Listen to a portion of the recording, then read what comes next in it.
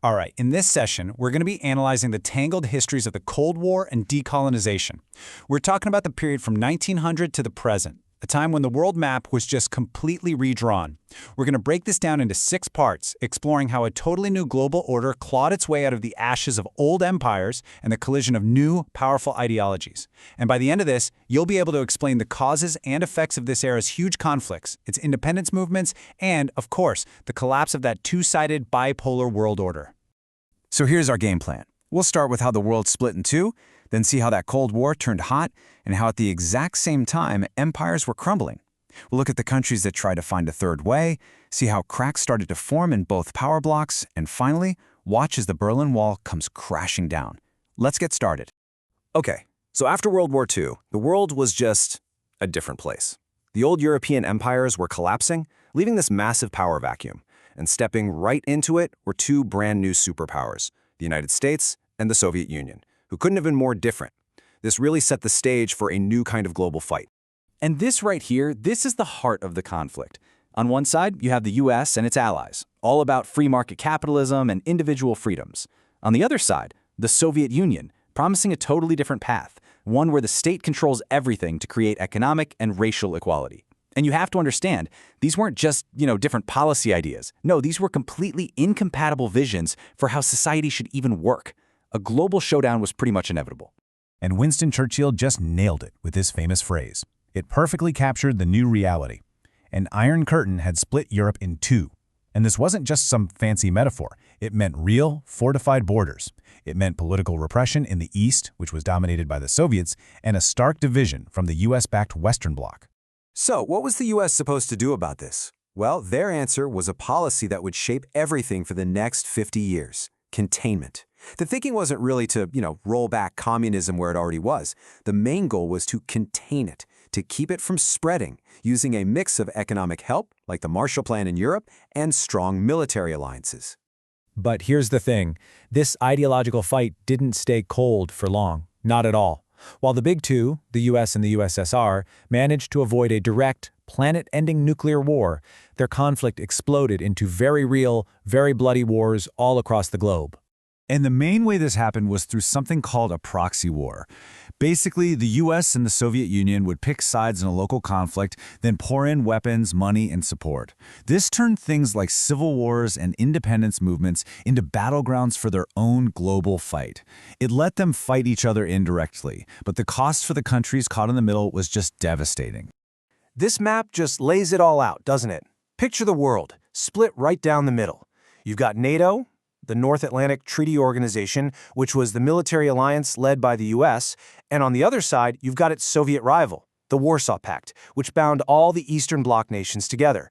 These 2 alliances made that bipolar world official and really raised the stakes for any conflict anywhere. And these 3 are some of the biggest flashpoints. Notice a pattern here?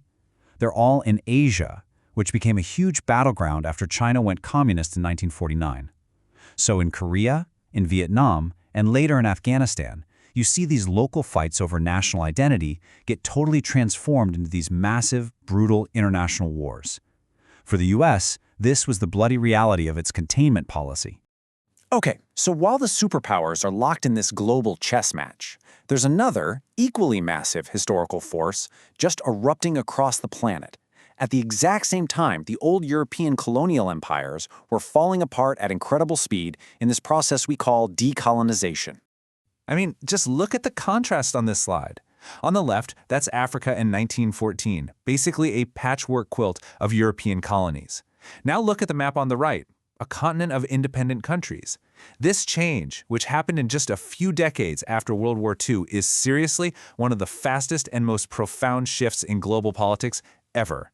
Now, what's so important to get here is that there was no single way to get free. It really depended on who the colonizer was and what was happening on the ground. You had India getting its independence from Britain, mostly through nonviolent protest. But then you had Algeria, whose path to freedom from France was a long, incredibly brutal war. What they all had in common, though, were these powerful nationalist movements that got millions of people involved. Okay, this is the perfect time to practice a key AP skill. Go ahead and pause the explainer. I want you to try and write one single thesis statement that compares how decolonization happened in India and Algeria. really think about what they had in common and what made them so different. So, a great thesis, like the one on your screen, does two things really well. First, it points out a similarity. In this case, they both wanted independence from a European power. But then, it clearly states the key difference. Their methods were worlds apart. That's the kind of sharp, analytical thinking you want to bring to the exam. So as all these new countries pop up on the world map, they're immediately faced with this huge question. Should we side with the US or with the USSR? Well, a lot of them looked at that choice and said, no thanks. They refused to be pawns in someone else's game and tried to carve out their own path. And this is what led to the non-aligned movement. Now, this wasn't a military bloc like NATO. It was more like a club, a powerful forum where all these newly independent states could stand together and assert their neutrality. It was their way of saying, we're in charge of our own destiny, and we're not going to be pulled into your superpower drama. And leaders like India's Nehru were absolute masters at this. They skillfully played the two sides off each other. This strategy meant these new nations became a whole different kind of Cold War battleground. This one wasn't fought with armies, but with things like economic aid, big infrastructure projects, and diplomatic maneuvering, as both the US and the USSR tried to win them over. You know, it's really easy to think of the Cold War world as these two giant, solid blocks staring each other down. But the reality? It was way more complicated. The superpowers started facing major challenges, not just from the outside, but from deep within their own teams. Over in the East, you had these massive popular uprisings in Hungary and Czechoslovakia, where people demanded more freedom, but they were brutally crushed by Soviet tanks. But maybe even bigger was the split between the two communist giants, the Soviet Union and China. They had a huge falling out over ideology. The Sino-Soviet split was like a geopolitical earthquake. It totally shattered the myth of a single unified communist world, which, by the way, created a huge strategic opening for the United States down the road. By the time we get to the 1980s, the Soviet system is really starting to buckle. Its economy was a mess, it was stuck in a super expensive war in Afghanistan, and it was trying to keep up with an insane arms race with the US. This mix of internal rot and external pressure led to a collapse that happened with stunning speed. And this timeline just shows how fast it all went down. It really kicks off in 1985, when the new leader, Mikhail Gorbachev, introduces these two big reforms: glasnost, which means openness and allowed people to actually criticize the government, and perestroika, which was a restructuring of their failing economy. The problem was, these reforms accidentally opened a Pandora's box of democratic and nationalist feelings. By 1989, the Berlin Wall falls, and just 2 years after that, the Soviet Union itself was gone. Now, when the Soviet Union collapsed, it didn't magically create a world without problems. Not at all. Instead, it just revealed a whole different set of global divides. And this map shows one of the biggest legacies of that whole colonial and Cold War era. This huge economic gap between the industrialized global North and the developing global South, a deep inequality that is absolutely still with us today. Okay, let's boil all of this down. What are the key things you have to remember? First, the Cold War was the ideological fight of the second half of the 20th century. Second, decolonization was happening at the same time and was just as powerful, redrawing the entire world map. And these two things were completely connected.